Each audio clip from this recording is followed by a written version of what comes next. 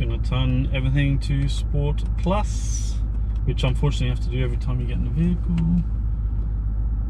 Pulling away in this thing is not the smoothest thing in the world.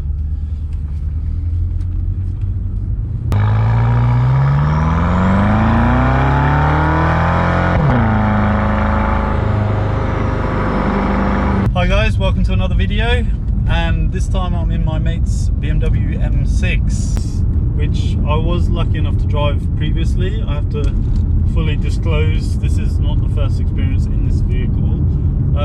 My friend took me out in it previous to that as well, and I had no idea how awesome this vehicle was. He took me around the town, just like driving from A to B, just give me a lift somewhere, and you know, just driving normally, and it's very nice, of course. It's luxurious inside, it looks really nice in that dark blue, lovely comfortable leather seats, plush, you know, usual BMW stuff. Nice, well refined, but nothing too crazy to look at or anything. He told me if I borrow it, make sure I put it into Sports Plus, because it's a different beast. And when I did borrow it, I went to a wedding and I did put it in Sports Plus. It was a different beast. This car, when you put it in that dynamic mode, it's mad. It turns into something else. The roads today are extremely slippery in places, a lot of water running across the road. And he did also inform me the rear tyres are getting pretty close to needing to be changed. There's traction there, so I'm definitely taking it easy. As you may be aware, twin turbo in this V8, just avoiding a pothole. Sorry about my facial expression there. Yeah, twin turbo V8, 567 horsepower, 500 pound of torque. It's just mad. It's mad. It's such a heavy car though. I'm still trying to settle into it because obviously it's huge. They did the two-door coupe version with the V10. I don't know too much about that. Oh yeah, something else I should probably mention is the speed. It's got a top speed of 190 miles an hour. It's electronically limited to 155 like most cars, like I think my Jag is, BMWs, Mercedes and everything. Yeah, 0 to 60, 4.1 seconds. But yeah, just as soon as you change it into Sport Plus, you got the Comfort, Sport and Sport Plus. It's just completely awesome. Like, the steering is very responsive. The acceleration is just mad, and I can't plant it properly today because, as I said, low grip, damp, greasy roads, not my car. Not even going to go there, but he encouraged me to use it and go hard, so I'll put it through its paces a little bit, but also I'm not going to drive around hooning and stuff. Too much risk. As far as driving position, it's pretty good. You can't see the end of the bonnet, obviously. It's got that massive curve, but yeah, it's so comfortable in here. Quite a GT position, and yeah, you obviously be comfortable doing extremely long journeys in this, and also you could take it to a racetrack. You probably get through the brakes really quickly because it is heavy, but it's such a weapon. To the cost, I had no idea until I did a bit of research yesterday how expensive this was, specifically here in Australia. My 3 Series BMW, which I've done a few videos on before if you want to check them out, I bought that for $20,000 second hand. Yeah, second-hand prices, no worries. Checked out the original cost of that, and that was $116,000 in Australia. I couldn't believe it. And that obviously isn't like an M3 or anything like that. Or it wasn't an M3, it was a 335i. 335, yeah, not 355. I'll make sure I say that right. Yeah, then I looked up the price of this. $300,000. 300. And my friend said maybe 350. I looked online, I found 300 or 299,000 actually. But he reckoned that like the with some options and things, is 350,000. And that's also why he said you just don't see him in Australia, because no one wanted to pay 300,000 for a Beamer 10 years ago. This is a 2014 model. Can you imagine spending all that money I could spend on something else? That's not to diss this. This is a amazing weapon, and if you want to, I'm going to stop saying weapon, but it is so crazy. I love this car. If you want a nice comfortable car to commute to work in peacefully, look respectful, all that jazz, but then also occasionally you want to flip it down a gear, which this has a 7-speed auto box, then you can, and it's so fun when you do.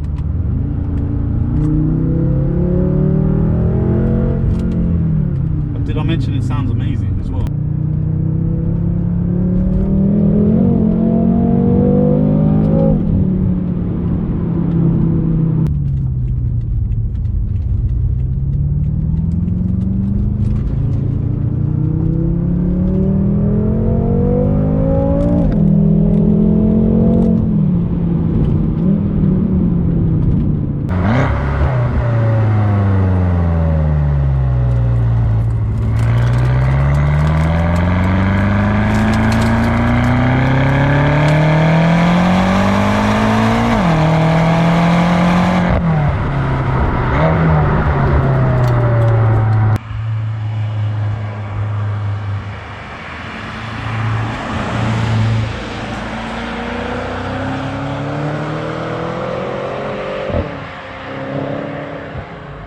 Great place to sit, as you'd expect in a Beamer.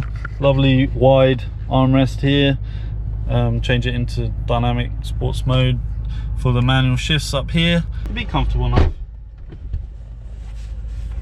I'm 6 foot, 185 centimeters, and yeah, the seat's back for me. So yeah, I think it'd be comfortable. You wouldn't want to be in here for 5 hours, but a couple of hours at least. Actually in the back it's nice and supportive, and you've got all your controls, aircon back here, which is a must in the back. That's great. And your reading lights and things. Keep the kids happy, or your business partners when you're going to that business meeting. Love the interior in this.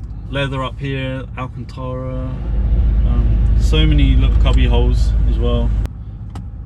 Place to put everything. Cup holders, 2 cup holders.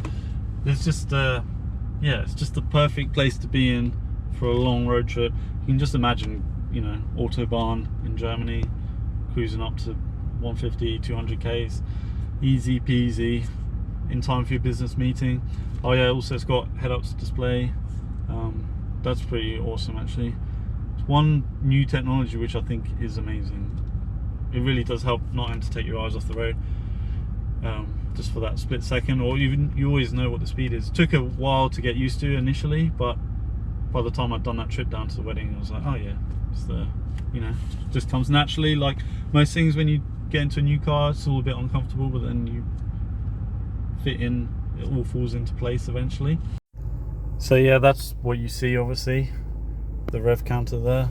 It's just a bit hard to film in the GoPro, so hopefully this footage comes out okay. So I spotted there's a window shade in the back, and I was going to do a test run with it. Couldn't work out the controls there. Like I thought, obviously there's some kind of parental lock. So went round to the front, and that's for the shades there. So I managed to make it go up, but I can't get it to go back down again. Holding that one. Nope. That's the lock, but that green light won't go off. I'm not sure what that's about. Oh, it's gone down. Could be temperamental, you know, BMW electronics. You saw it up, so, and now it's down, and the other one's down, so I'm just gonna leave it because I've owned a BMW before, I know what it's like. Just panicking a little bit because I can't find the key. I don't know how I had it in my pocket with my wallet. But on the plus side, I've moved away from where I was before, and the car obviously still starts, so it can't be that far away. I can't have left it anywhere else, so it's either fallen out of my pocket down the seat or something, or I could have dropped it somewhere. But at least I know exactly my footsteps of where I've been recently. I hope it's in the car. I'd be so annoyed at myself if I've managed to drop a key somewhere else, and obviously I've got to find it. So annoying. I found it down the side of the chair. If I can get my hand to it. Might be able to see it.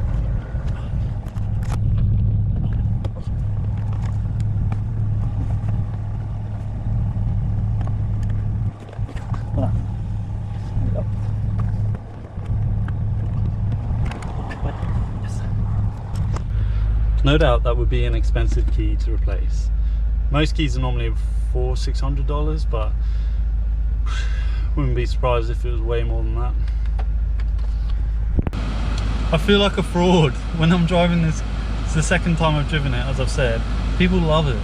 Like when I drove it to the wedding, there's a few M6 fans there. They loved the M6, and there's a kid when I was driving down the street who like stopped filming on his phone. A guy just drove past then in his Mercedes compressor. I don't know what model it was, sorry, but I'll be able to look it up. But yeah, it was a 4-door like this. He gave me the thumbs up, gave it some beans around the corner. I gave him the thumbs up, but I feel like a fraud. It's not my car. The price for an M6 now in 2024 for this year, 2014, is about $65,000 in Australia.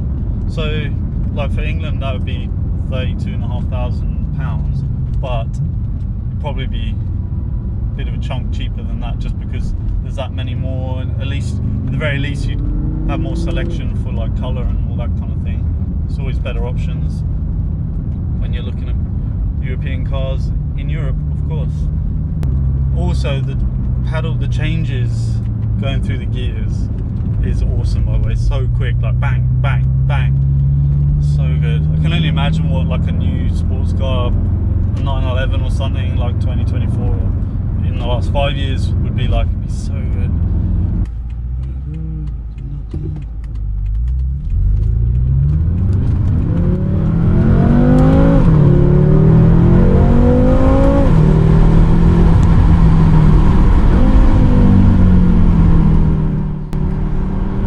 If that doesn't put a smile on your face, I don't know what would.